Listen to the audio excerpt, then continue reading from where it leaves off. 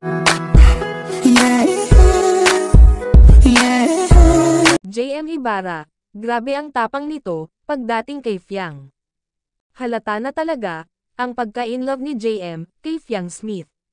Sa pag-guest nito, sa Bingo Plus, nagbigay ng mensahe si JM, para kay Fiang, at ito ang nilalaman, ng message ni Ibarra.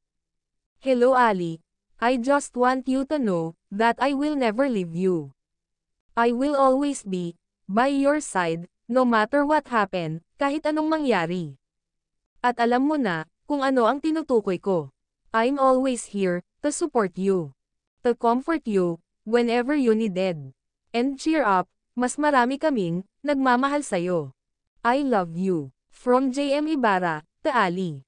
Grabe na touch, ang mga kasamahan ni JM, sa Bingo Plus, sa message nito, kay Fiang. Dahil sa kakabash kay JM, mas lalo itong tumatapang.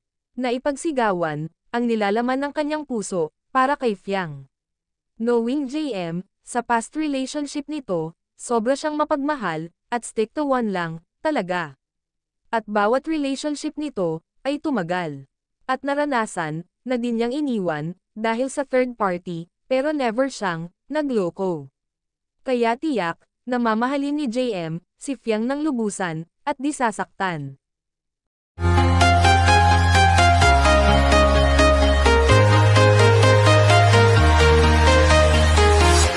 I'm walking